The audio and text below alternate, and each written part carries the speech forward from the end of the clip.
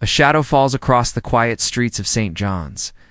A crime no one expected shatters the calm, leaving only unanswered questions. Detective Charlie Hudson and his loyal partner Rex are the first on the scene. The air is heavy with tension, the kind of silence that only comes before the storm. In Hudson and Rex Season 8, Episode 2, nothing is as it seems. Every step forward uncovers a deeper truth waiting to be exposed. The episode opens on a cold night by the harbor. The water glimmers under the moonlight, but something feels wrong. Police tape flutters in the wind, and officers move carefully around the scene. A young woman has vanished, leaving behind only her phone, a torn piece of fabric, and a trail of footprints that stop suddenly at the pier. It's the kind of case that chills even the most seasoned detectives, but for Hudson, it is more than a puzzle. It is a test of instincts, patience, and trust. Charlie Hudson arrives with Rex at his side. The bond between them is clear in every movement. Rex scans the scene with sharp, alert eyes, ears twitching at every sound. Hudson kneels beside the evidence, his mind already racing through possibilities. Was it a kidnapping? An accident? Or something darker lurking in the city? The silence of the harbor offers no answers, only questions. The episode draws viewers in by placing them in the middle of the mystery. The missing woman is not just another case. She is a daughter, a friend, someone whose story matters. Her disappearance shakes the local community, and whispers spread across the town. Fear grows. People wonder if they are safe, if danger could be hiding just around the corner. This emotional weight sets the stage for everything that follows. Rex begins his work.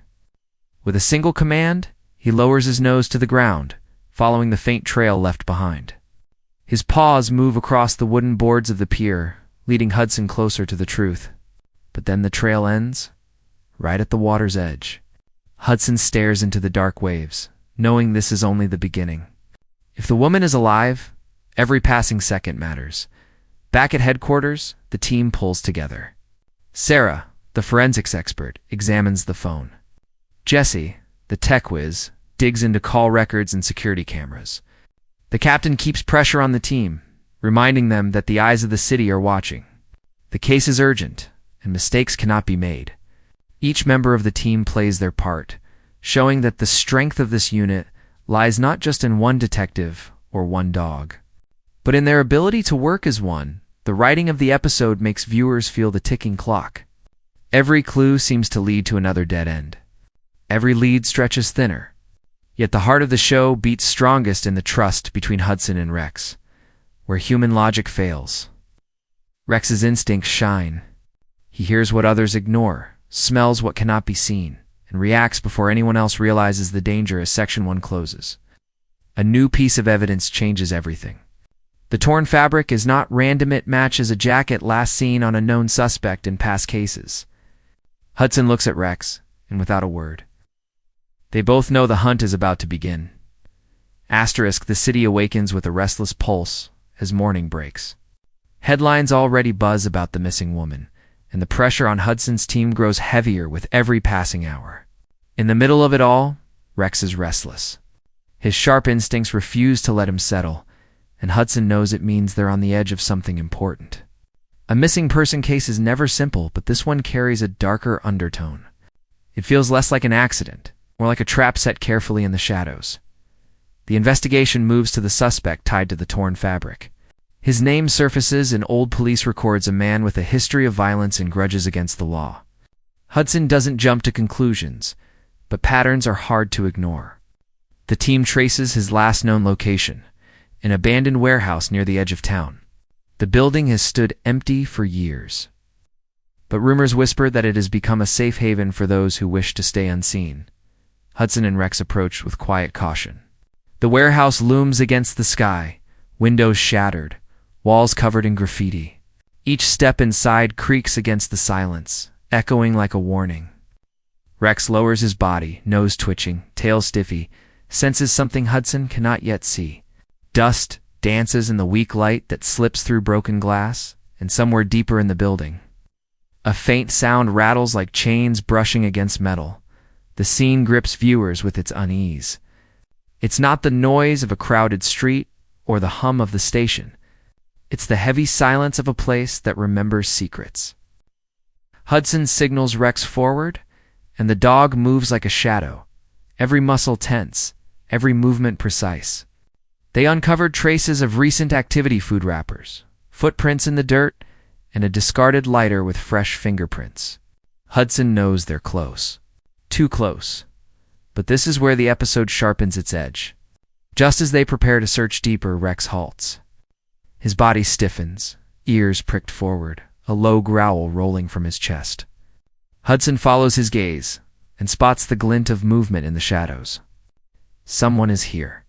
Someone has been waiting. The suspect bursts from hiding, sprinting through the maze of rusted beams and broken crates. Hudson shouts. Rex charges. The chase unfolds in sharp, breathless motion. Footsteps hammer against concrete.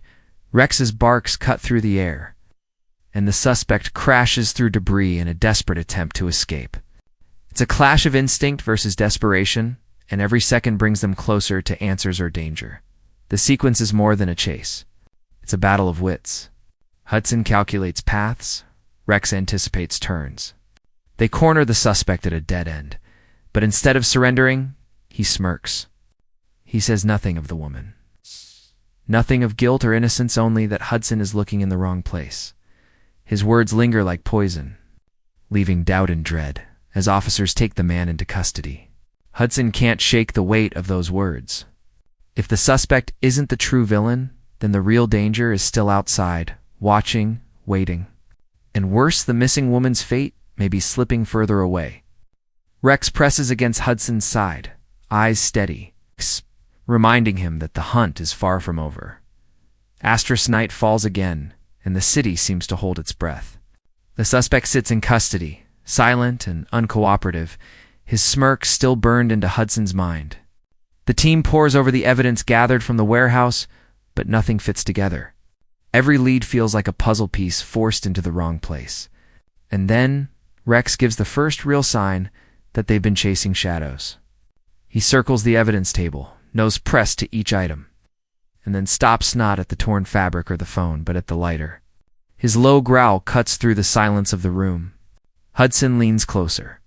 There is something there, something everyone else overlooked.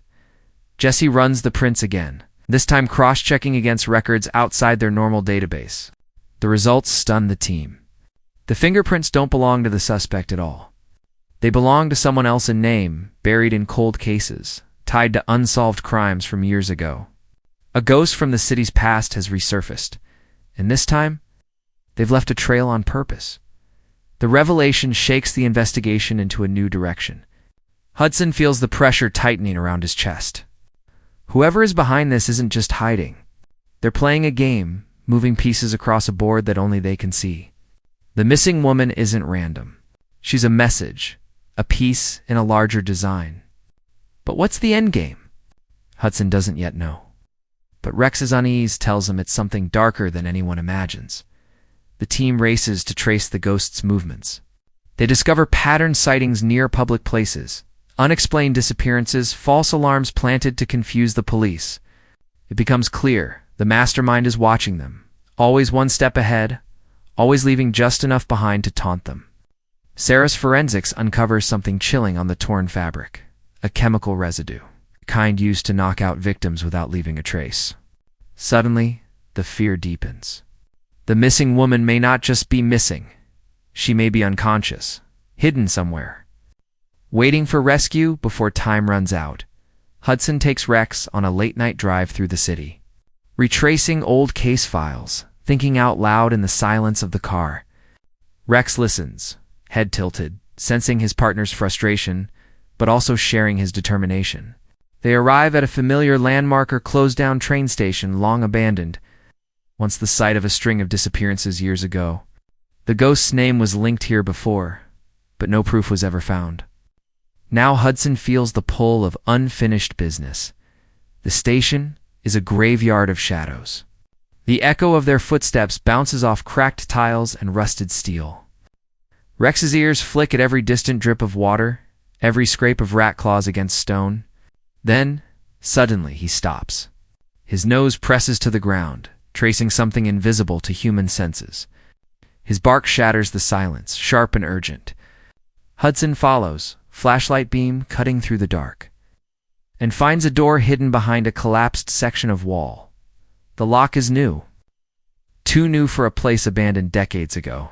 Hudson's heart pounds as he realizes the truth. This is not just a hiding place. It's a lair. And somewhere inside, the missing woman may be waiting. But he also knows this: if Rex has found the trail, then the mastermind already knows they're close. And with enemies who thrive in the shadows, the closer you get, the more dangerous the game becomes. The hidden door creaks open, and the air inside is cold and stale. Hudson steadies his flashlight. Rex pressed close to his leg, muscles tight with instinct. The underground passage swallows them in darkness, a narrow tunnel built long ago, but now serving a far more sinister purpose. Every echo of their footsteps feels too loud, like a warning to anyone who might be waiting. Hudson knows this isn't just about solving a case anymore. It's about saving life before the shadows close in, deeper inside. They find signs of occupation: a mattress on the floor, scattered papers, a map of the city with red circles marking key locations. Each circle tells a story: a past disappearance, an unsolved crime, a mystery no one ever put together. The mastermind has been weaving a web for years, and this woman is only the latest thread. Hudson's pulse quickens as he realizes what this means. The villain is more than a criminal. They're a strategist, playing a game where fear is the currency and lives are the pieces. Rex freezes, nose lifted, ears locked on a sound beyond the walls. A muffled cry. Hudson's flashlight catches movement: a door at the far end of the chamber, chained and bolted. He rushes forward, Rex growling low, ready for whatever waits on the other side.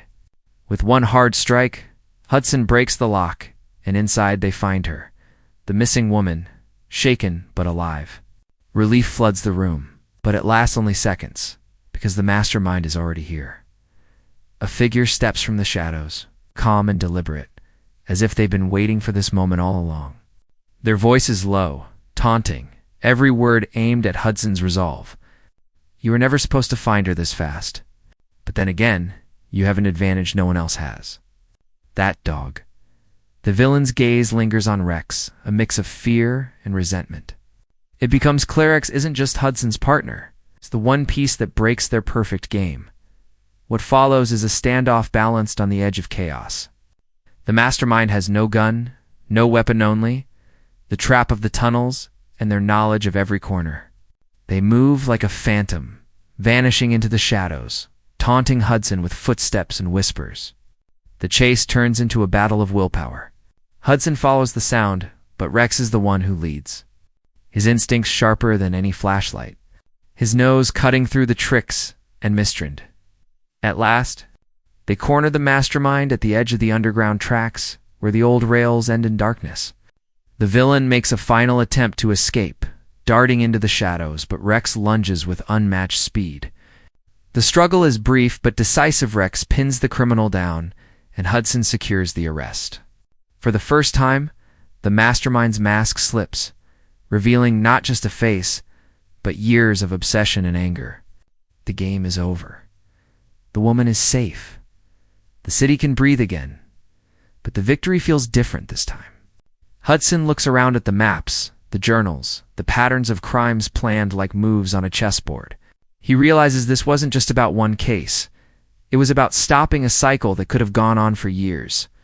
And at the heart of it all, Rex once again proved that loyalty, instinct, and courage can outmatch even the most calculating mind. The episode closes with the woman reunited with her family, gratitude shining through her tears. Hudson stands quietly with Rex by his side, watching from a distance. The city feels safer tonight, but both man and dog know it won't last forever. Darkness always waits for its chance, but so do they. As long as they stand together, no secret can stay hidden, and no villain can truly escape.